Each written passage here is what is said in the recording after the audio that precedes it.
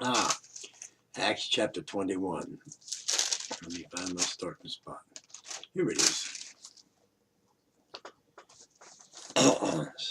Bear with me, please.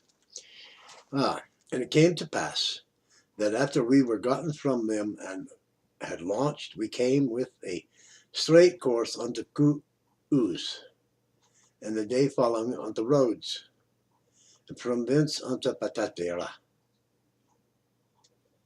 And finding a ship sailing over unto Phoenicia, we went aboard and set forth. Now when we had discovered Cyprus, we left it on the left hand and sailed into Syria, and landed at Tyre.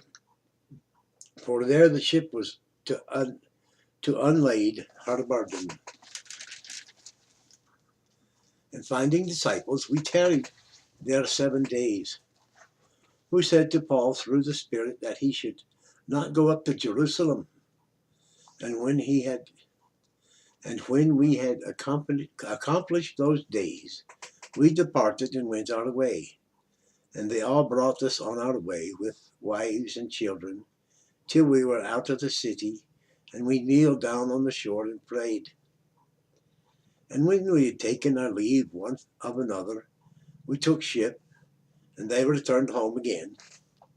And when we had finished our course from Tyre, we came to Ptolemais, and saluted the brethren, and abode with them 1 day. And the next day we that were of Paul's company departed and came unto Caesarea. And we entered into the house of Philip, the evangelist, which was one of the 7, and abode with him.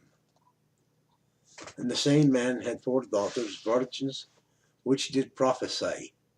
And as we tarried there many days, there came down from Judea a certain prophet named Agabus.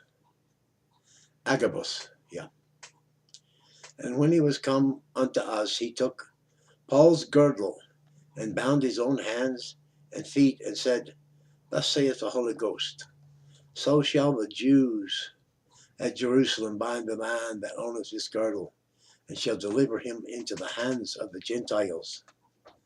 And when we heard these things, both we and they of that place besought him not to go up to Jerusalem.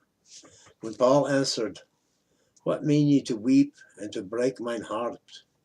For I am ready not to be bound only, but also to die at Jerusalem for the name of the Lord Jesus. And when he would not be persuaded, we ceased, saying, The will of the Lord be done. And after those days we took up our carriages and went up to Jerusalem. There went with us also certain of the disciples of Caesarea, and brought with them one Manasseh of Cyprus, an old disciple, with whom we should lodge. And when we were come to Jerusalem, the brethren received us gladly. And the day following, Paul went in with us unto James, and unto all the elders were present. And when he had saluted them, he declared particularly what things God had wrought among the Gentiles by this ministry. And when they had heard it, they glorified the Lord, and said unto him, Thou seest, brother, how many thousands of Jews there are which believe, and they are all zealous of the law. And they are informed of thee that thou teachest all the Jews which are among the Gentiles to forsake Moses, saying that they ought not to circumcise their children, neither to walk after the customs. What is it therefore? The multitude must needs come together, for they will hear that thou art come. Do therefore this that we say to thee. We have 4 men which have a vow on them. Take them and purify thyself with them, and be at charges with them, that they may shave their head, and all may know that those things whereof they were informed concerning thee are nothing but that thou thyself also walkest orderly, and keepest the law. As touching the Gentiles which believe, we have written and concluded that they observe no such thing, save only that they keep themselves from things offered to idols, and from blood, and from strangled, and from fornication. Then Paul took them in, and the next day purifying himself